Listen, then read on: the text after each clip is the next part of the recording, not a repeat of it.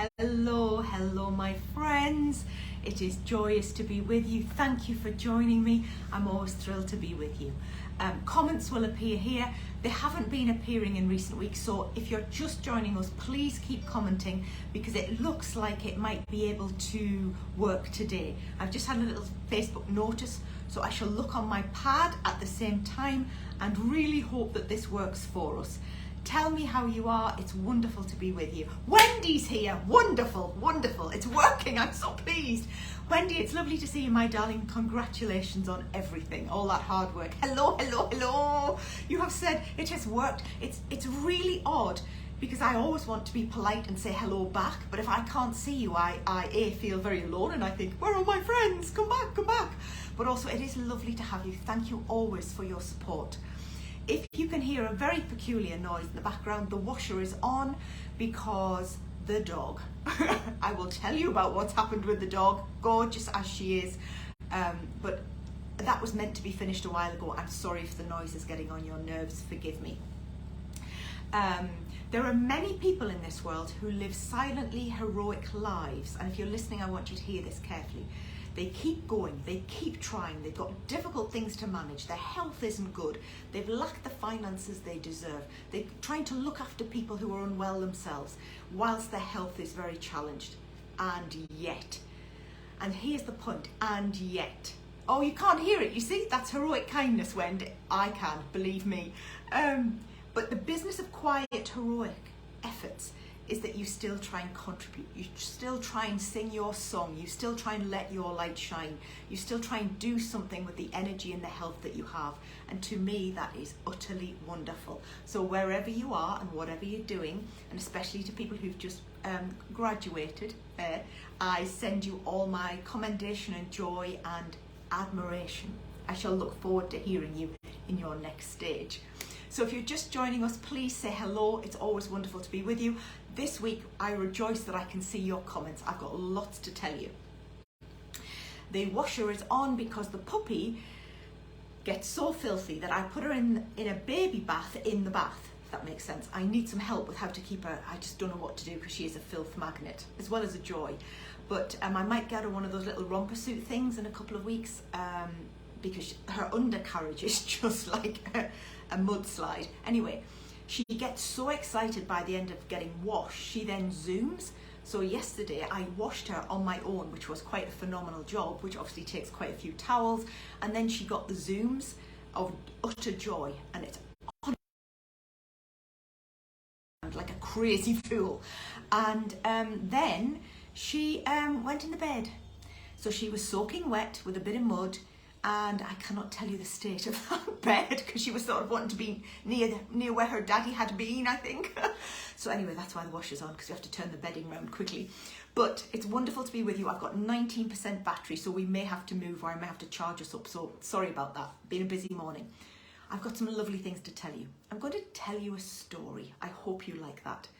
I hope these Facebook Lives fill your soul, calm your heart and invigorate your mind at some level. So if you're just joining us, I'm Dr. Rebecca, the Life Joy Coach and author, and I help brave and brilliant people transform their burnout into balance so they can lead more balanced, more blessed and more joyful lives so that they feel more confident, more powerful and have a richer experience of deep joy and contribution, but bendy boundaries too. So that's what I do. I write books, I do one-to-one coaching, and sometimes we have group workshops too. So I'm going to tell you a story today. Are you sitting comfortably? Then I'll begin. Several years ago, when Michelle Obama's autobiography came out, Kevin bought it for me. And he bought it whilst we were in London, and I was in a clinic with Dad.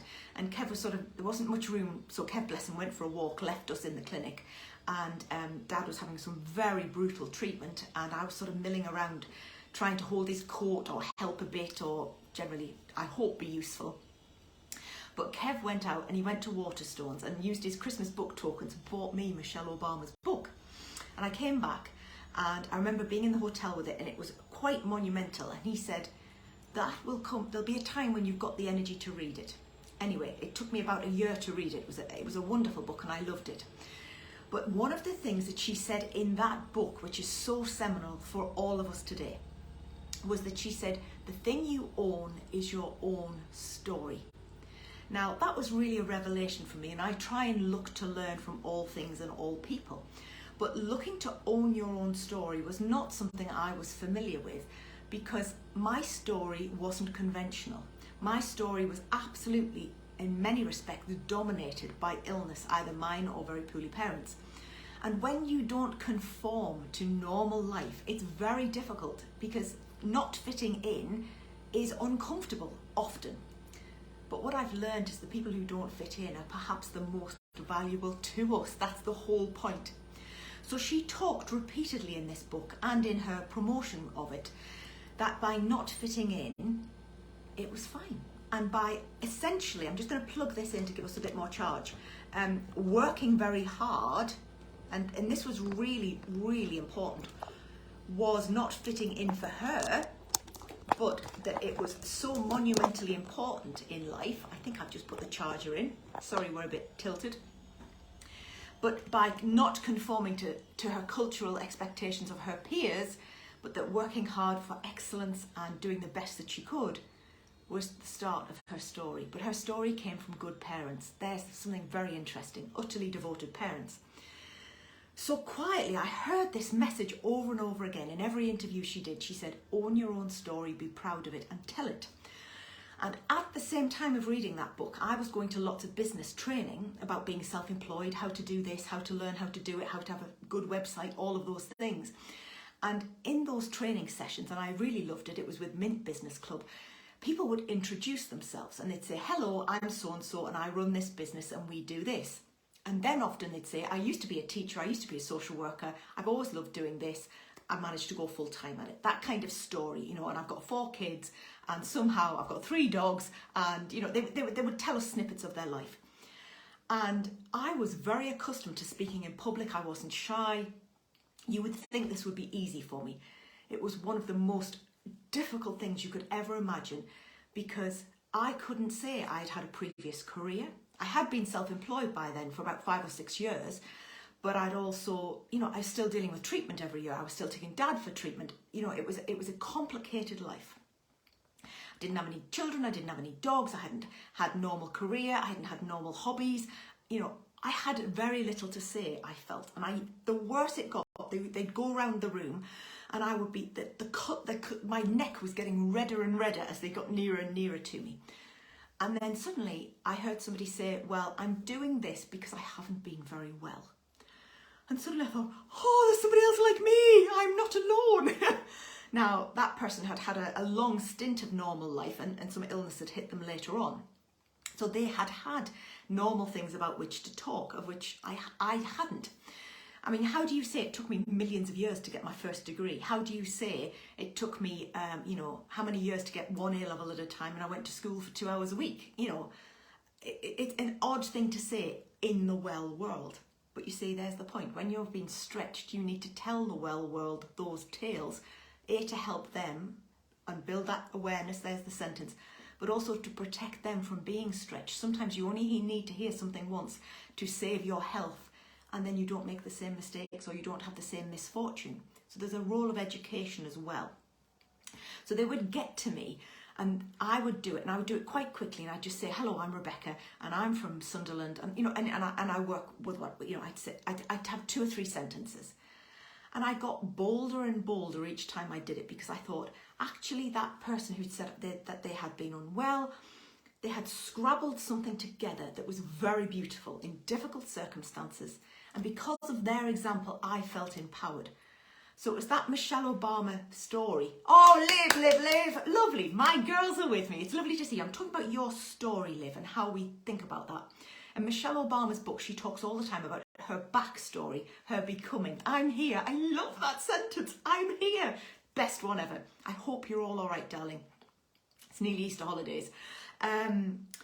So owning your own story. So Michelle Obama said repeatedly, be proud of your story. Now, here's the interesting thing. I had never been proud of my story.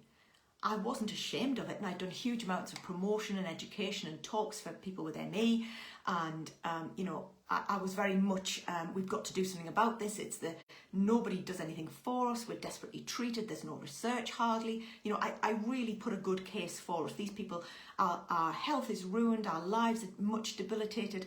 So I had been proud of the valour that the illness had brought out in us. But conversely, how do you say I didn't go to work till I was 37? I mean, how do you say that without feeling uncomfortable with horrendous newspaper headlines about people who are unwell? Oh, rest well, my darling, rest well. So it was not until Michelle Obama gave little me permission to be proud of my story. And that's what I want for you. There's an interesting thing. Was suddenly I thought, oh my goodness, I could have done nothing. I kept trying a bit. And when everybody laughed at 1/6 time of a degree, so everybody else is doing 5 times more than me, that 1/6 were professors and immunologists and everybody laughed. What's the point, Becca? You'll be 39 by the time they finished. Well, I wasn't actually. I speeded up and I got there before I was 30. But here's the interesting thing. I read a book whilst my dad was having treatment in a clinic and half tortured to death, bless him, that Kevin bought with his book tokens, and there was that sentence, be proud of your story. Now, here's the thing. We all had to, exactly, Wendy, here's the point. We all have a story, and sometimes it's the cracks, it's the disasters, it's the injustices, it's the illnesses that make us who we are, just as much as the holidays and the parties and the loveliness. So here's the thing. Michelle Obama said, be proud of your story. So we have 2 stories in our lives, if you think about it. If you think about the good story you could tell, which is all polished and shiny and you say difficult things quickly and you put a gloss on it, or you can tell the very worst version of it. And what the reality is we all become a middle version probably of something like that. So there are some people with whom I will be completely open and say that I have had horrific years. I've had very difficult decades. I will say that now quite openly here. I tell you, I would never have said that 5 years ago. I wouldn't have even known they were horrific until they had been a bit less horrific. And here's the thing. The people who are in the horror now can hear that and not feel like they're drowning, I hope and pray. So there are 2 stories coming up for this weekend I think that might be relevant. In counselling, and a lot of the work that I did for my diploma in pastoral and clinical counselling talked about the different models of counselling, and you apply different ones. Now, here's the thing. I have my Life Joy model that I have created, but I use the other models too because we always need to learn and grow. But one of them is about that each part of your life is a chapter in a book, if you think about it like that. So your childhood is the early chapters and your teenagers, and it proceeds onwards and upwards. And what they often say, and this is really interesting, is essentially that chapters close and that you move on to the next one. Well, I fundamentally disagree with that because I think in some ways we're all our 5-year-old selves, we're all our 30-year-old selves, we're all, if we get there by the grace of God, our 50-year-old selves, or wherever we are, we take our past with us, and the past is what makes our story. But the really lovely thing about writing your own script is that you are the editor. Now, here's the other point. It's Mothering Sunday this weekend. And when I was about 22, I heard somebody say that they couldn't possibly go to a Mothering Sunday service. And I remember I looked up because I was so unwell. I mean, I couldn't even get out of the bedroom. So I was like, why can't you go? It was chitter-chatter. And they couldn't go because they had wanted to have a child and they hadn't managed it yet. But they had a lovely fit mum and everything was, in their garden apart from that was rosy. I'm glad to say they've had, babies since and it's all gone beautifully. But here's the thing. I remember at the time thinking, it may not be what you want in an ideal, perfect, lovely world. You may not have yet that which you desire, but you still got a lovely mummy, and go and celebrate her and thank God for her and let her know how much she's cherished. You've got half of your outcome that you want, and that's a thing you've been given and blessed to have. And that perspective really woke me up. And then I thought about all the people who have neither mother, or maybe haven't had a good mother, or have had a mother who didn't manage to give them what they needed, or that they've lost their mother, or their mother was left them, or all of the permutations that life can throw at you. And I thought there'll be people in that congregation who've had much worse experiences and they're still there and they're still trying. There will be people taking services on Mothering Sunday, and I've done this, whose mother is at the end of life, who hadn't had a nice mother, who have lost children. So we see that in the perspective of others' greater suffering. And that takes some courage to do. But if you can always think, there but for the grace of God go I, you are automatically more powerful. And that doesn't mean we don't feel our own pain and suffering and injustices and hurt and difficulties. But what it does do is it allows us to see that other people have worse situations. That doesn't make us relentless optimists. It makes us realists. But it also makes us more powerful because we can then extend our love to those in circumstances worse than ours. So that could be one story of the coming weekend. Now, I could come up and say, well, very sadly, I haven't been able to have any children, and very sadly, my mum is not here, and she had a horrific demise for 14 years. And the really sad bit about that is the amount of illness that had hit me and my dad before she got ill. So just as I started to improve, like in my late 20s, she got so horrifically ill. So we never had a clear run of it. But here's the thing, I had her. I had her in the imperfect days, in the illness days, in the sitting in hospitals and clinics and sitting in the car and having chats in Newcastle about ridiculous things. Exactly, that's so beautiful. Mother, to nurture, everybody who nurtures us, beautiful, Wendy, you could not have done that better. And also save your energy while you're doing it, because that's a huge amount to do. I know you'll be loving people through it.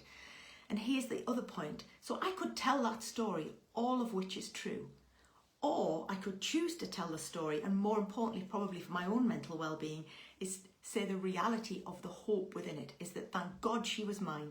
Thank God she was my best friend. Thank God she was ridiculous and funny and loyal and talented and fearless and too loyal at times and worried too much and was creative and played the piano and did tapestry and knitted jumpers and wasn't a very good cook and adored my dad and would go anywhere and do anything with him and would be always at my side. So I could say all of that about my mother, whose immense brain and cleverness and joy and devotion were mine. I didn't have her for as long as I wanted her. I didn't have her in as good a health as I would want for her or for me. But thank God she was mine. I went to hundreds of Mother's Day services practically, and I got my little daffodils from the vicar and I gave them to her with my free little card. And the first thing she always said was, give half of those to Gran. And that was just the lovely essence of it. And I remember thinking, yeah, but these are for you. These are not to share. But she insisted, and I loved her respect for her mother-in-law. So that's one story.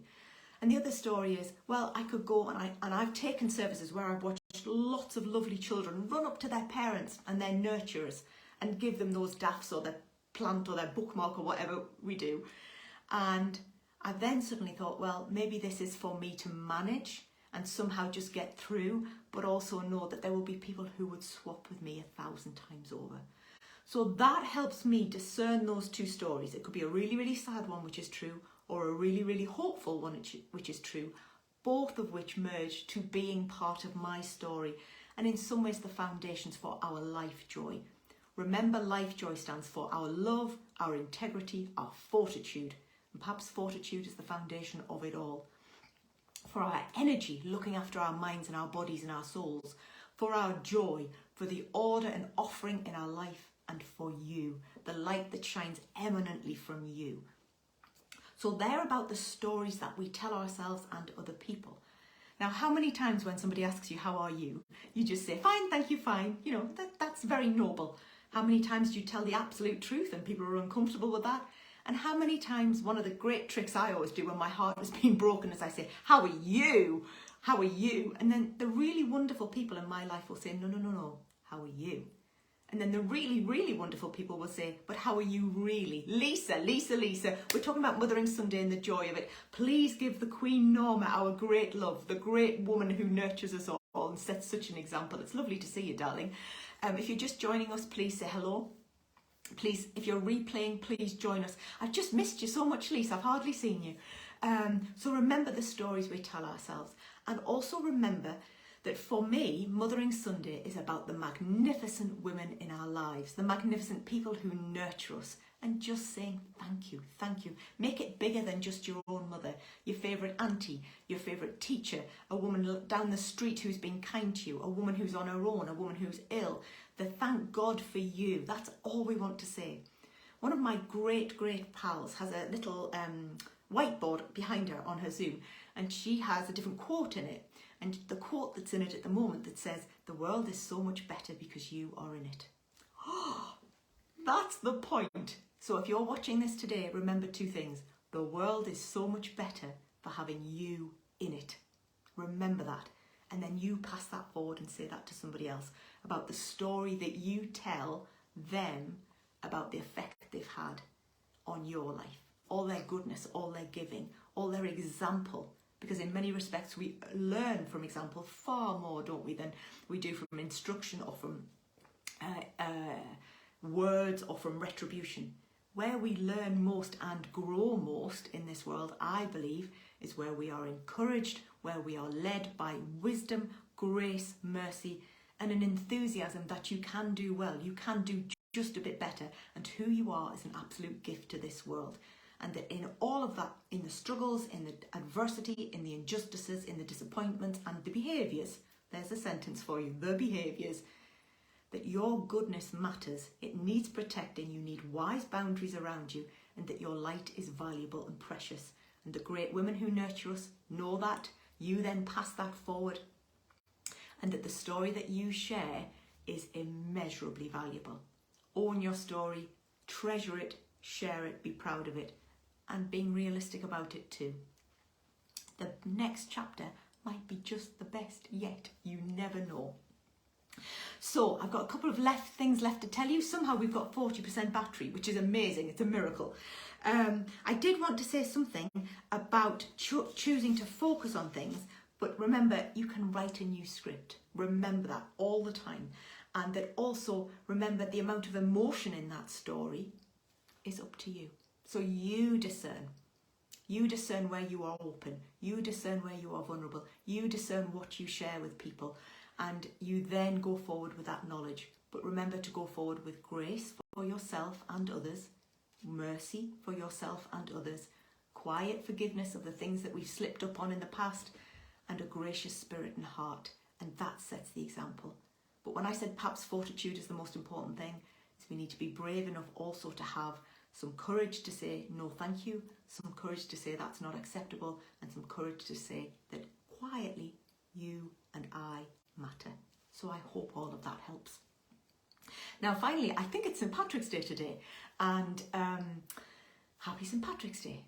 May the shamrock surround you with great love. And I thought I'd leave you with this. I have different things on my desk at different times to inspire me, and I have my photographs, and obviously back wall couldn't be better. And I showed you the side wall last week. I'll just show you again. There's my mummy and my lovely Paul Klee, and you are my sunshine picture. Now let me just show you what I've had on the desk. This hasn't been used yet, which is quite funny, and it's a sunflower, and one of the bravest women I know sent me this, and it says, like the sunflower standing tall against the sunshine, always look at the positive sides of life, which is just lovely, isn't it? But it's what's on the back of this that I think is perhaps even more powerful, because it's really easy for me to sit here and say, be positive, be joyous, but I think that the realities of daily life often undermine that, but it's the quest for it that I think keeps us going. But this is lovely. So here's my message for St. Patrick's Day for you. Always remember, you are braver than you believe, stronger than you seem, smarter than you think, and loved more than you know. Pretty marvellous, eh? So my friends, I hope you have a beautiful week. I hope the weekend goes as you would wish. I hope the imperfections are manageable for you, and I hope the excellence and the joy and the love shine out for you. Take care. God bless. Thank you for all your support and friendship. Thank you for having me. Take care. Be safe. Have a lovely weekend.